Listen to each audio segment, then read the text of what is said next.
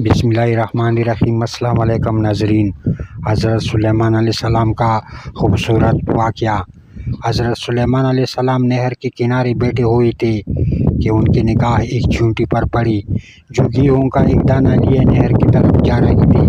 حضرت سلیمان علیہ السلام اس کو بہت غور سے دیکھنے لگے۔ جب چیونٹی پانی کے قریب پہنچی تو اچانک ایک مینڈک نے اپنا سر پانی سے نکالا اور اپنا منہ کھولا تو یہ چیونٹی اپنے دانہ کے ساتھ اس کے منہ میں چلی گئی۔ مینڈک پانی میں داخل ہو گیا اور پانی ہی میں بہت دیر تک رہا۔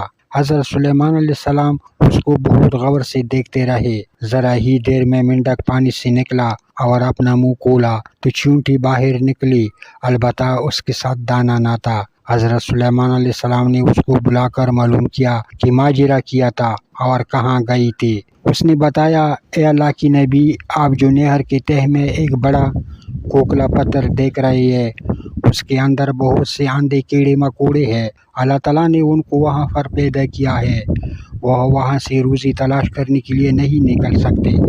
اللہ تعالیٰ نے مجھے ان کی روزی کا وکیل بنایا ہے، میں ان کی روزی کو اٹھا کر لے جاتی ہوں، اور اللہ نے اس مینڈک کو میرے لیے مسخر کیا ہے تاکہ وہ مجھے لے کر جائے۔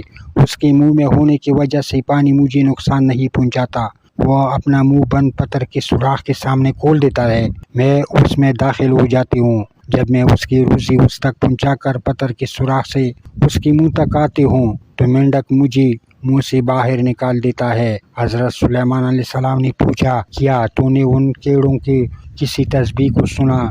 چیونٹی نے بتایا، ہاں، وہ سب کہتے ہیں یہ وہ ذات ہے جو مجھے اس گہری پانی کے اندر بھی نہیں بھولتا۔